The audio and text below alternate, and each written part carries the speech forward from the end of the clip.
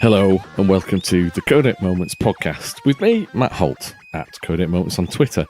And I am nearly alone this week. I say nearly, I only have one other person with me, and he's not the most regular of guests, but you may be able to guess who it is. Say hello. All right, it's me again. Hi, Stuart. How are you doing? I'm not bad. Four more appearances, and I get a rookie badge, don't I? That's what it's like a McDonald's. It's like a McDonald's server. I'm trying to get my stars. It's not a rookie badge. You get a free coffee. That's 4 more appearances. 10 more appearances, and we might spring for a sandwich. Yes, the green room gets better every time. So I've asked you to come and join us and kindly chat to us this week because you've done something that I'm massively jealous about, if I'm honest. And yeah, it's annoying. It's really annoying. You are really annoying. Thank you. I aim to be. And yeah, I just wanted you to come and tell me all about it, because you've been and seen early previews of one of the games that I'm definitely going to be playing later this year, and you did it in a bit of style. And so, yeah, come on, tell us, what's the game and what have you done? So this week I was invited to play F1 2019, which is this year's instalment of the F1 game. Odd enough, as the name on the tin says. And we were took to Hamburg in Germany to play it. So it was nice wee setting. It was inside the most Porsche orientated museum in the world. So why did they pick Hamburg for the reveal? No idea, because it was just literally a Porsche museum. Yeah, well, Porsche, there was one Audi, and there was a few other bits and bobs, but there was nothing screaming F1 realistically. Okay. And it just didn't. It was odd. They should have maybe took us to the McLaren museum, which would have been nice. Mercedes have got a big Super Titan museum as well in Germany. Well, they've got Ben's World, haven't they, down at Brooklands in the UK? Is it potentially it's anything to do with the fact that Codemasters have just moved offices and maybe weren't quite ready for visitors? Well, I don't know, because as far as I'm aware, if you're talking to the guys, the devs and that about the new studio, apparently it's up and running and gone full pelt. So I don't know. I would have thought it would have been quite nice to have it at the actual studio, just to actually show people not only the new game, but also like the new facility, because it's realistically going to be the central hub for quite a few licensed racing games. Yeah, moving forward, you know. But anyway, so yes, go on. They took you out to Hamburg. It was a 48-hour whistle-stop tour. 4 planes later. Good times. It was a kind of standard press event. We turned up, and the first thing that hit me was I've never seen such a bank of play seats with Fanatec wheels, which was very nice. They had the F1 chairs, so they're kind of very different from the standard racing rig, and that you don't so much sit in them as you mount them. And obviously Fanatec wheels are the creme de la creme of racing wheels. They also had it on consoles, which was quite nice as well, so you could see what it's like to play with a pad. Ultimately a lot easier. Right. Was it Xbox and PS4, or were they showing off a particular? They were all PC builds at the event. Okay. So it was doing but they just had the controller element. Yeah, it was doing that 360 Xbox One controller trick that so many of them do, you know. But no, it was a very clean and industrial event. I think that's the key to it. There was a nice wee briefing for the lead designer before we got hands on with it, where he kind of gave us a kind of overview of kind of just what to expect and what's changed, and basically everything that you kind of want to know, you know, before we actually got to play it. So there's quite a few kind of no core changes, but more updates to the game, to the visuals, to the HUDs, to options as well, bringing in a lot more esports focus and stuff to it and that. Okay. They seem to kind of found their groove with that, you know. So he was explaining how like the the whole front end, so menus and all that, had a total reworking.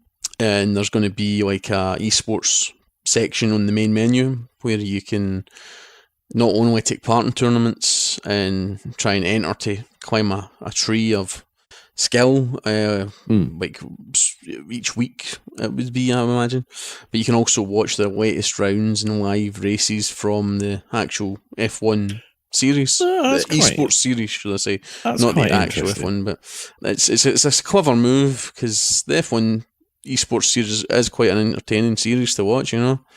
It's got quite a bit of press towards the back end of last year, and trying finding places to actually watch it. It's usually, you know, YouTube channels, if you can figure out what they are, or the Sky's F1 channel shows it as well.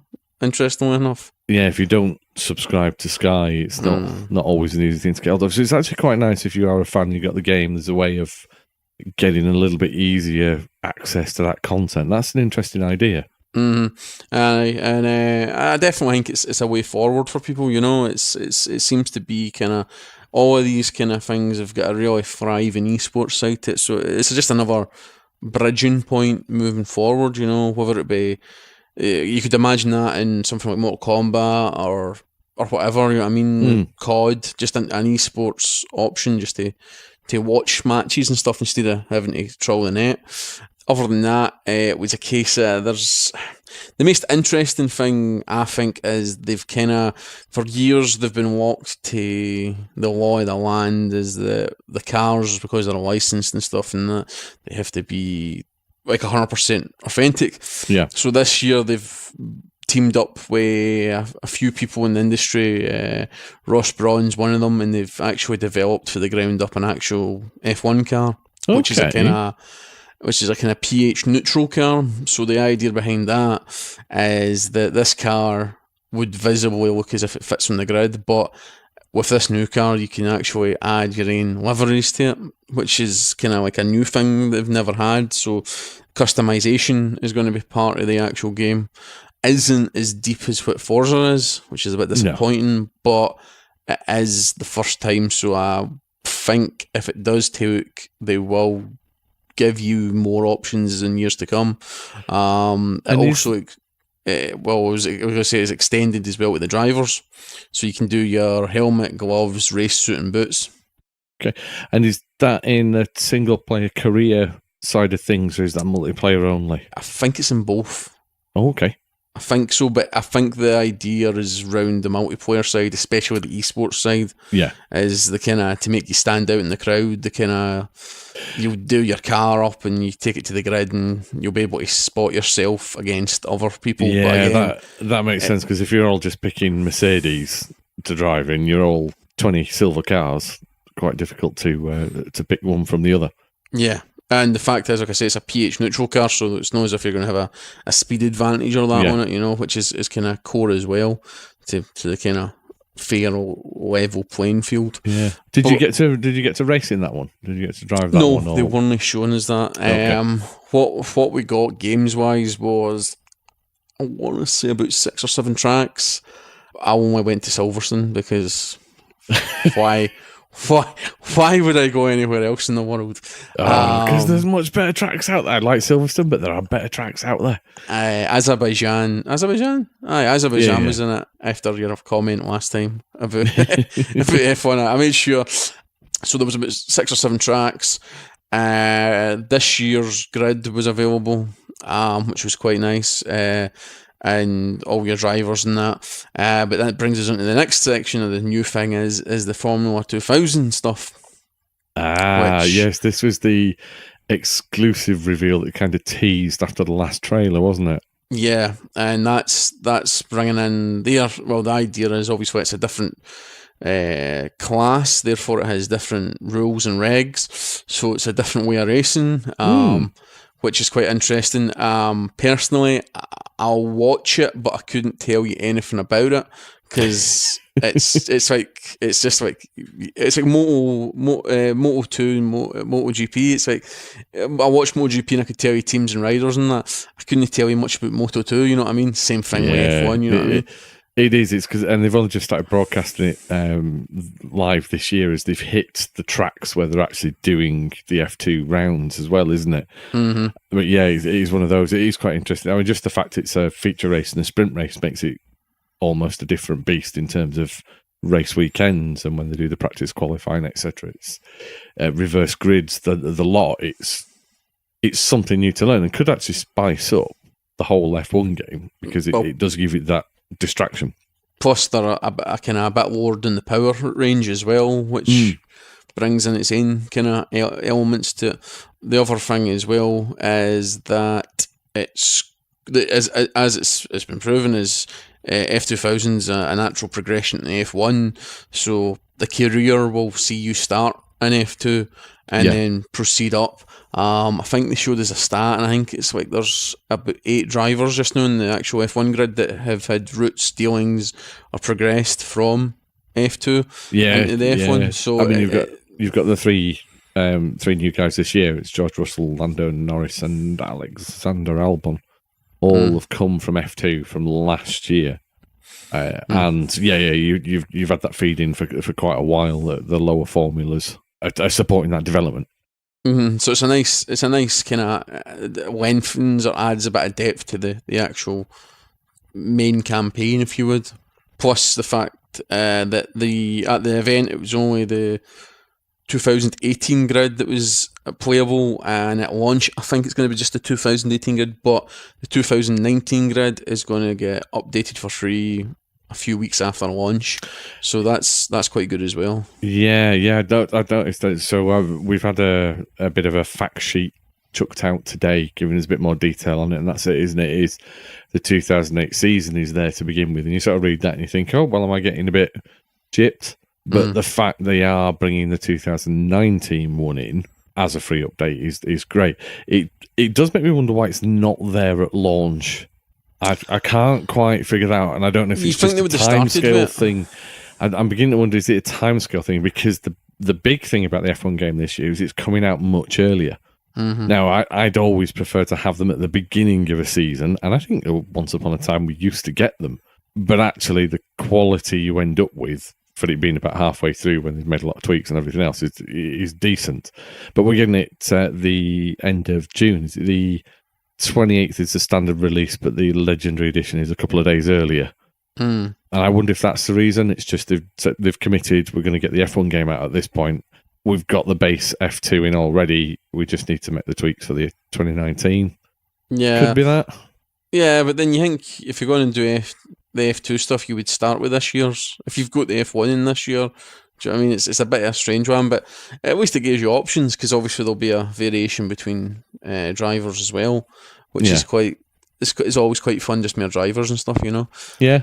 But that was the kind of other big thing they showed was that is because they made a big thing out of it being the first time that's been done within the actual series. The other side of that is the rival stuff, which is it comes in kind of a number of ways, or the number of ways that they're pitching it.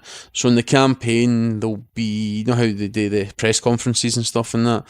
Yeah. That's a hangover for last year's, will they return? But in this one, you're going to have a kind of a protagonist and an antagonist, and that there'll be 2 guys in the pits, and one will be kind of pro you and one will be kind of negative you. Really? And depending on how you're racing the track will reflect how they are. So what they showed us was this guy comes out of 10 and he's like, you're racing ragged and you're playing like a rookie, maybe you should stay in F2 next season. And then you walk down the paddock a bit and the pro guy comes out and he goes, no, don't listen to him, he's this and he's that.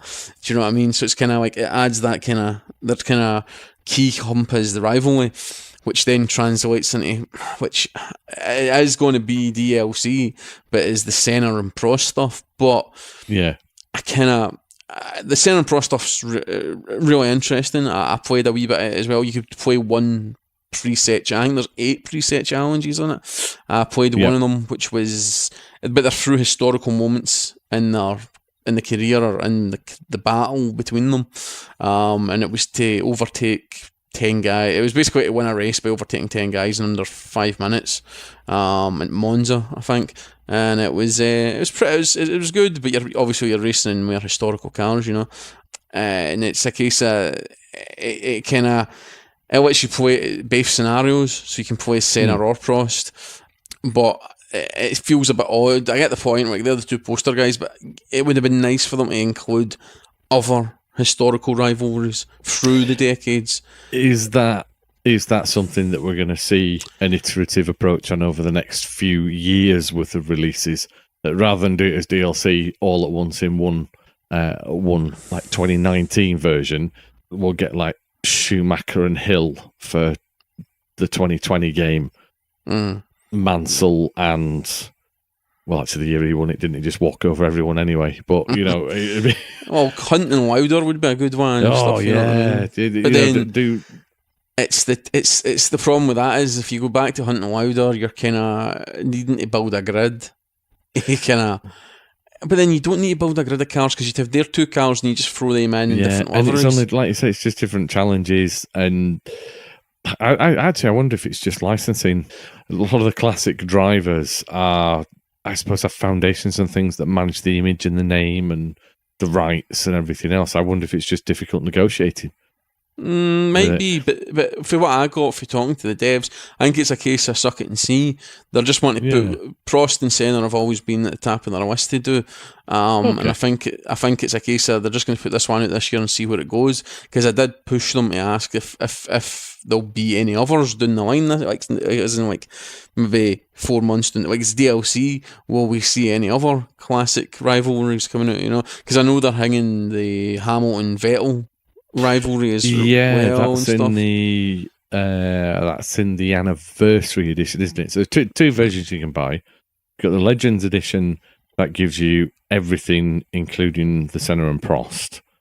The anniversary gives you everything except Senna and Prost, and you get the 2010 McLaren, don't you, for the Hamilton Vettel piece?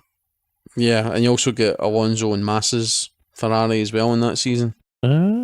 Which is quite a nice wee thing, but it's a strange one because you'll no doubt be able to buy the Senna Prost stuff separately. I imagine it'd be crazy if you couldn't. But it's just kind of this whole rivalry thing, which is kind of nice as well to see for a racing game. You know what I mean? Instead of everybody's a winner, it's more kind of like this is what the sport's fundamentally based on and built on. And as well you'll get special liveries and stuff for Prost and Senna. You'll get the race suits as well and stuff. So it's maybe worth, if you're into that kind of era, it's maybe worth having a look. I did spot in the menus that there is a kind of classics option, but there wasn't playable at the shoot at the. So I was really interested to see what kind of, because remember last year's they had like a suite of vintage.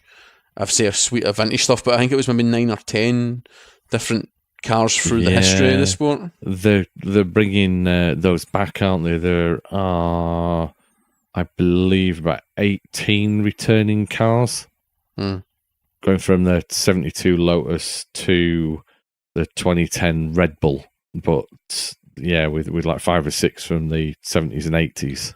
Mm-hmm. They have got the classics in there, so I wonder if that's what's going to sit under that, specific races or challenges based on those cars. I would imagine as well. I would imagine that would be a good fit as well. And that's when, obviously, depending who they are, they could bring their drivers in as well, and then that gives you another week trial of kind of challenges to attack. But I'm impressed that they got the likeness of Senna and Prost for it. You know what I mean? So is it close? Is it close enough? Senna, I've seen a bit on the trailers. Looks like it.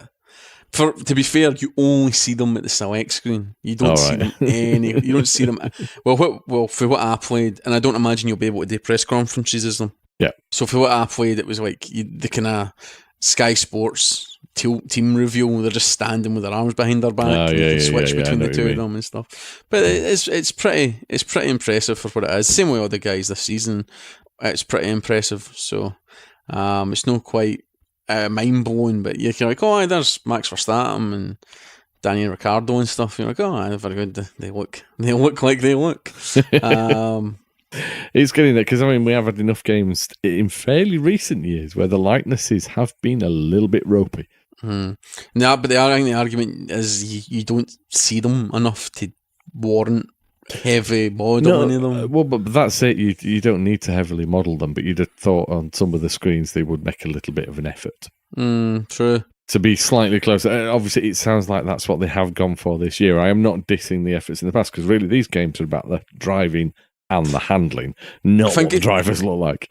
Yeah, but I think it's probably part of that contract to get the two of them signed up. They probably said, well, they really, really nice 3D renders of your guys. Yeah. Do you know what I mean?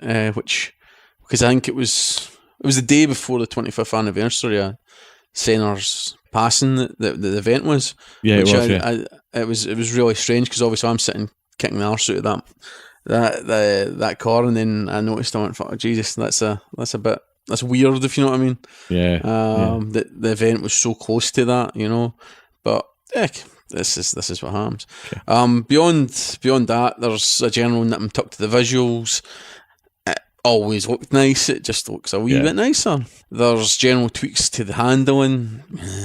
Take it as you wish. I think the argument there is, if you're in this year's car, you would expect it to maybe handle a wee bit different. Yeah. They have implemented some new cues and stuff for the actual broadcasts, so you've got some nicer graphics appearing on it and stuff, which is quite interesting. So didn't see anything that sits above the halo if you're in that view, but it seems to be that there's new if like in the televised stuff, if there's new visual graphics and stuff for bits and bobs, they've updated it, because they were making a thing out saying that it's as close to the, other than a few bits and bobs on the HUD, you would tell the difference between a live broadcast and that, or at least that's the goal. Well, they were pretty close last year with it, because one of the races at the end of the season, I think it was the Abu Dhabi Grand Prix weekend, me and Ali broadcast a practice session, and YouTube flagged my gameplay footage as a pirate feed of the actual practice sessions. Nice. And it got taken down for over a month. Oh, well, until YouTube accepted that it was actually a game and not a TV program. Yeah, that's YouTube. Yeah. So they have been quite close for years. It's nice that they're taking the newer elements as well, and the stuff that the new F1 owners are bringing with it. You know, Liberty Media are making quite a difference. It feels like it is stretching to the game as well, but it's small pieces at a time, little bits, rather than a big bang overhaul and change it all. Yeah, I think that's a kind of get the feeling I get for Codemaster in general. Where it is, they're just kind of, with like obviously the liveries, the rivals, and that, they're just kind of dipping their toe in the water. They don't want to go all in.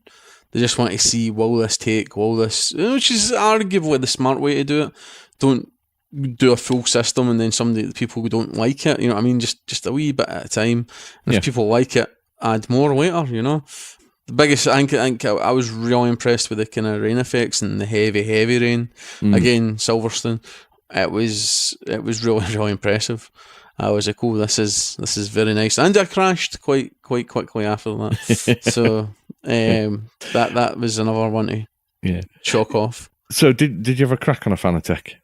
Yes, I had a go on the just released, or even, it's not even, I don't think it's available. It's available to pre-order, I think, but it's not out yet. But they're bringing out a special F1 wheel with a direct drive system.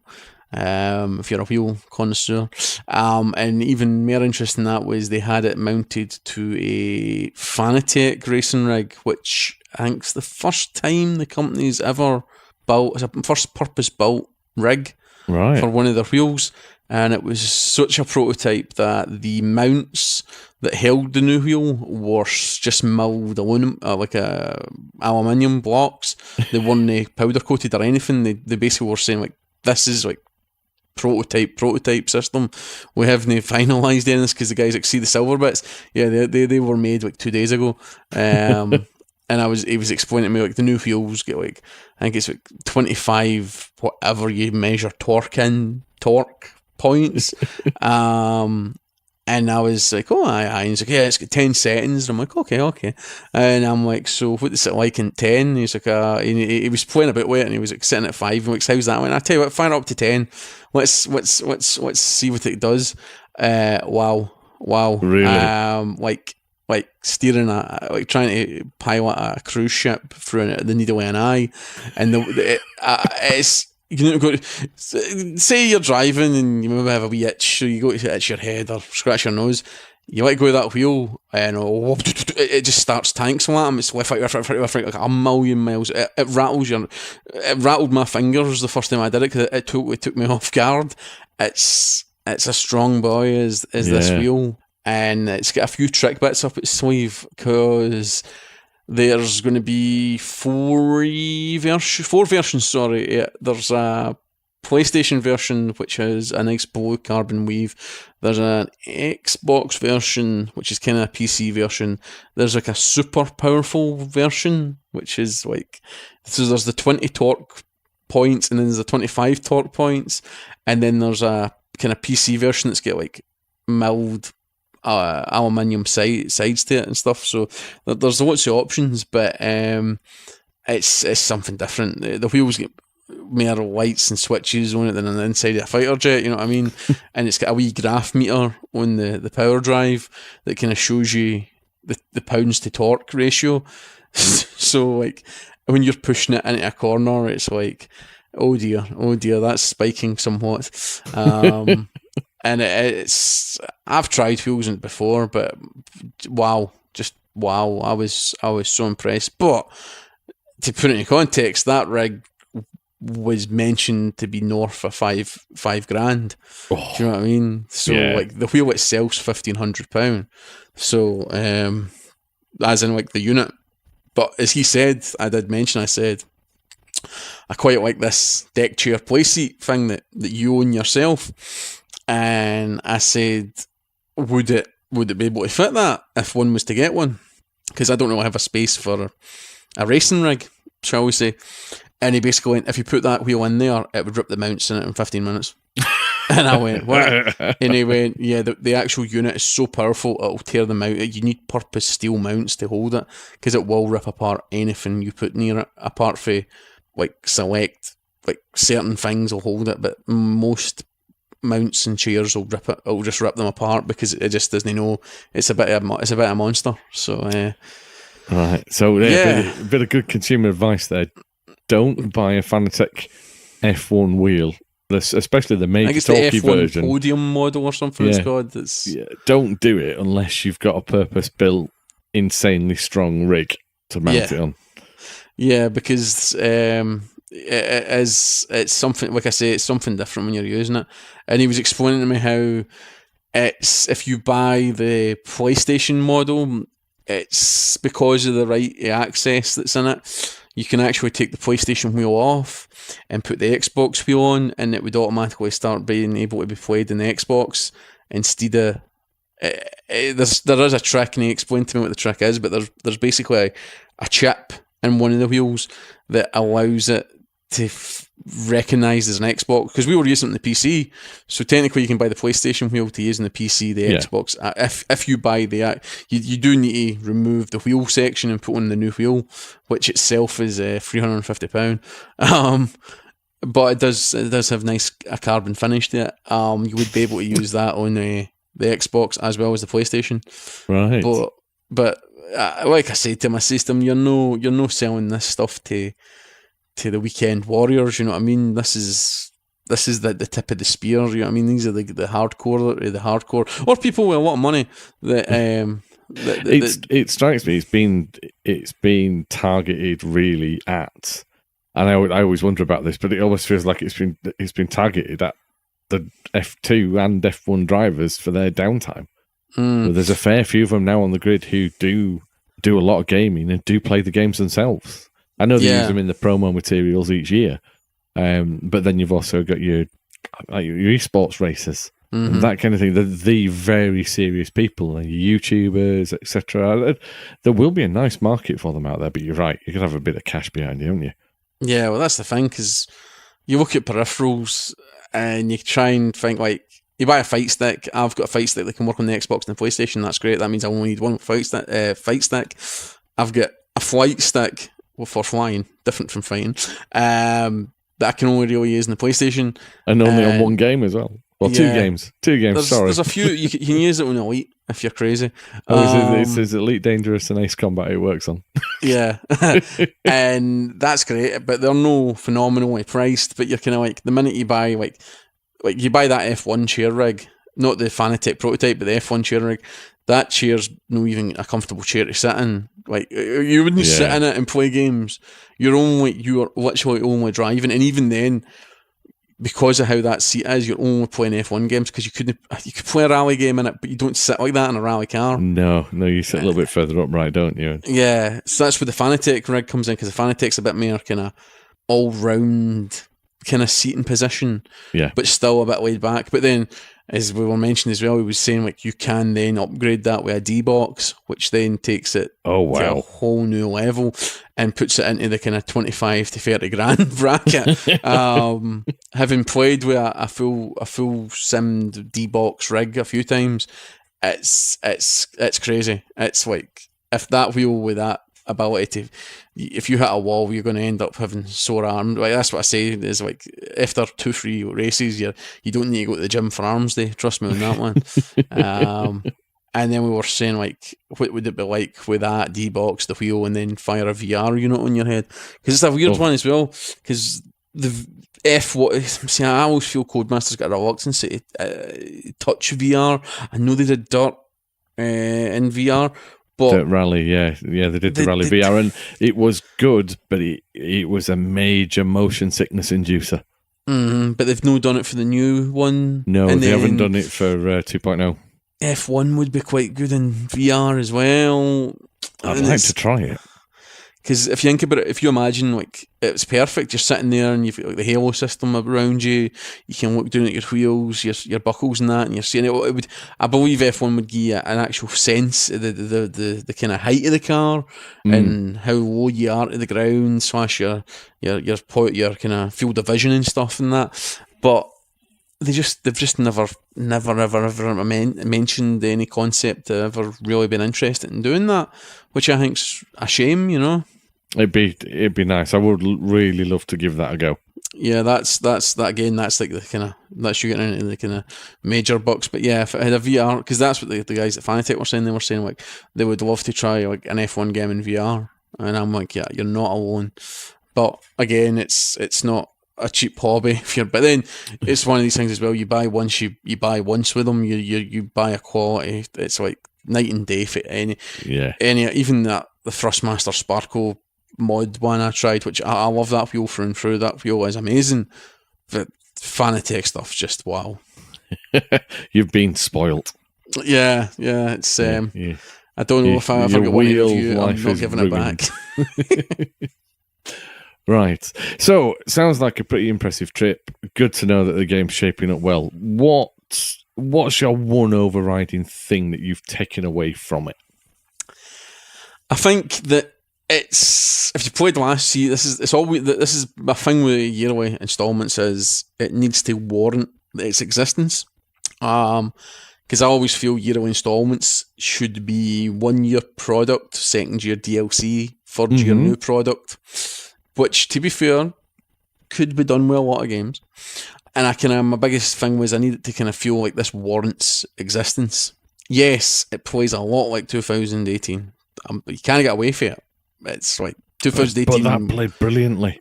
That's the thing. But with the new features, the customization, this prototype concept car, the Braun helped, the esport integration, the rival stuff, it seems that instead of reinventing the wheel, they've just added more bells and whistles to the wheel, but in such a way that it doesn't blind you. It actually adds a nice depth to field and a nice kind of nice trimmings for fans. That's the thing. If you're a fan of the sport, you'll probably walk away with a good experience this year. You know, you'll be like, oh, this is actually, you know what I mean? Although they're charging full price for it again, it's like, this is actually something to be happy with, you know.